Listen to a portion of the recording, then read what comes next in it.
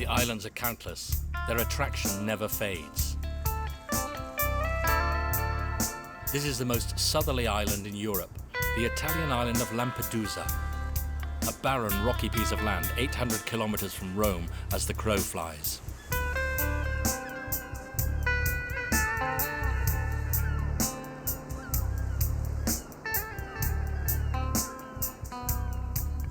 The islands of the Mediterranean make us dream, all of us, always.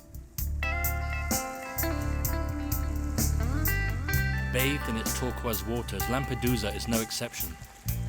It has everything going for it. Moorings and idyllic beaches.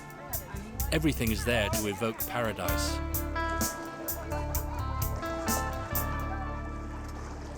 A film set for tour operators. A delight.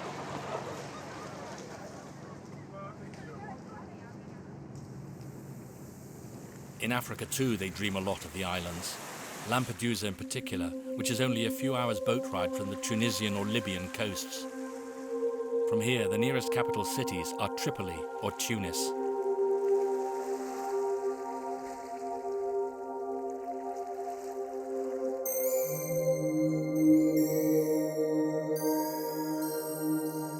At the heart of the island of Lampedusa lies a scrapyard.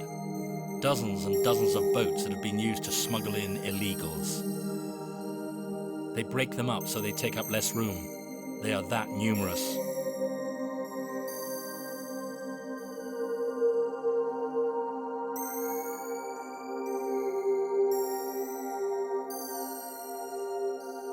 Ever since 2004, it's been war. Despite all the surveillance measures, the Italian authorities are overwhelmed. Some weeks the flow is non-stop. Dozens of boats, hundreds of passengers in exile. Lampedusa has become the main port of entry into Europe for thousands of Africans. More than 30,000 landed here in 2008.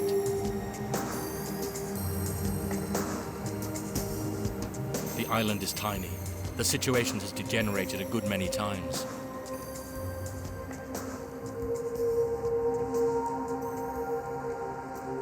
They even had to build a detention center to temporarily house all the exiles before expelling them. Over the last few years, Lampedusa and its inhabitants have never felt so close to the coasts of Africa.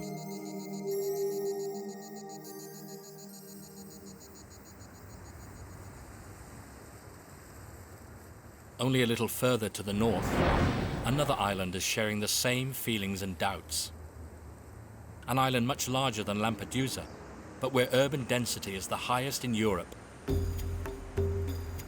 This is Malta, which in fact is an archipelago of 9 islands, a microstate with a population of 400,000. But actually, what do we know about Malta? In Valletta, the capital engraved by history, you very quickly realize that Malta's wealth wasn't created just yesterday, and there's still plenty of cash around. That's obvious.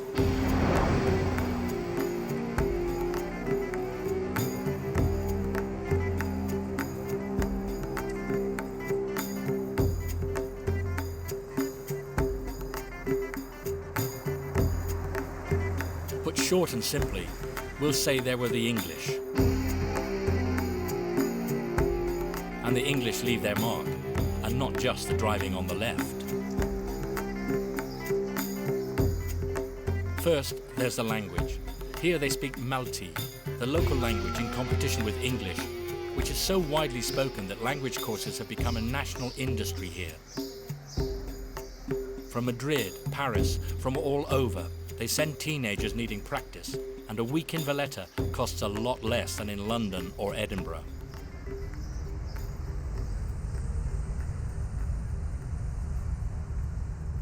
Another British heritage, offshore bank accounts, and a few specialist professions like lawyers, insurers, and shipping agents of every sort involved in the shipping business.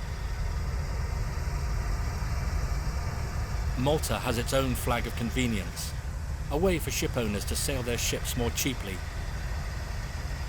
As a reminder, The oil tanker Erika, wrecked off the Brittany coast in 1999, flew the Maltese flag.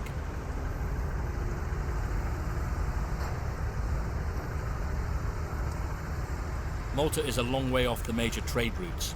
In a few years, Maasvlakte, its port, has become one of the most dynamic in the whole Mediterranean.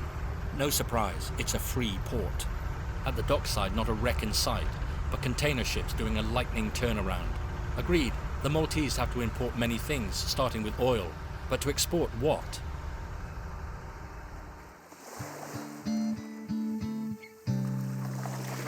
Marble, perhaps?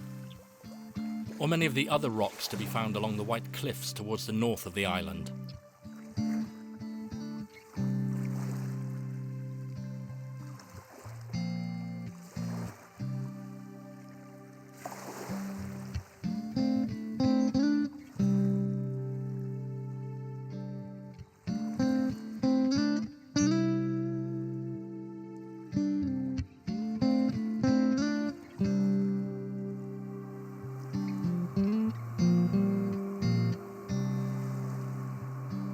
We leave the mother island Malta behind for a semblance of peace in Gozo, the other large island, where unusual salt beds hollowed in the rock sketch out fake mosaics.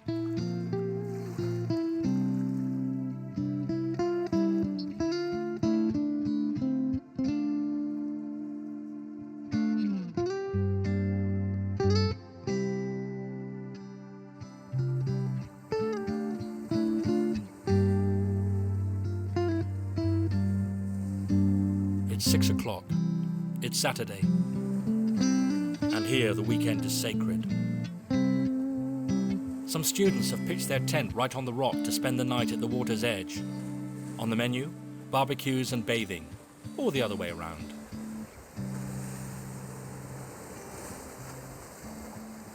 Higher and further up, in a high-end 4-star hotel around a pool, an MC is warming up the guests.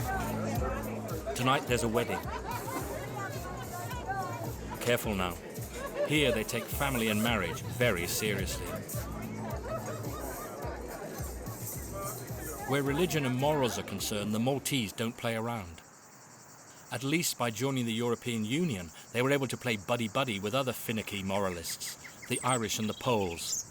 So it's no surprise that here too, churches and crosses dot the landscape, which is heavily concreted, by the way. They have to welcome the tourists.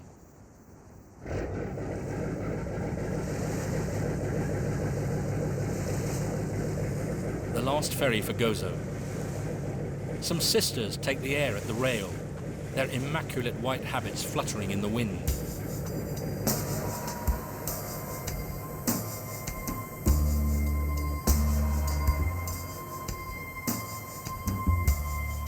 It's time to leave Malta. We follow the sea lane that leads from island to island.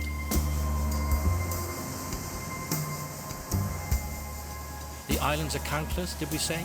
Would it be the same for the boats? There, a cage is being towed. A cage for breeding tuna out at sea.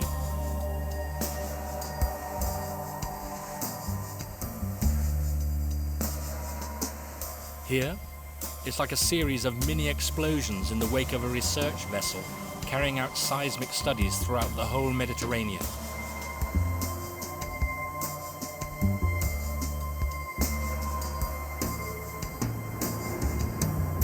And then it's back to Italy, in the south of Sicily, scorched by the sun.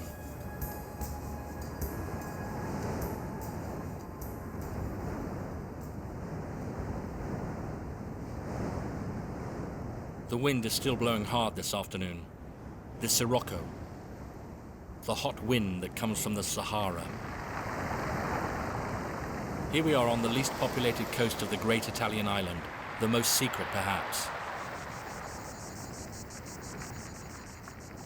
From Agrigento to Marsala, there are also these lively fishing ports with boats in the streets and sailors at the windows. Some came from North Africa several decades ago. Fully integrated today, they sometimes come across the new boat people of the early 21st century off the coast of Lampedusa.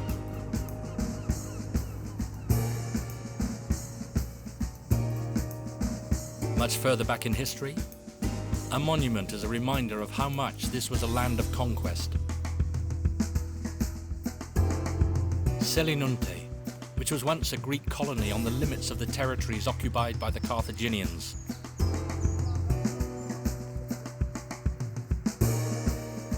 "600 years before Christ, Selinunte was a powerful city because of its coastal position.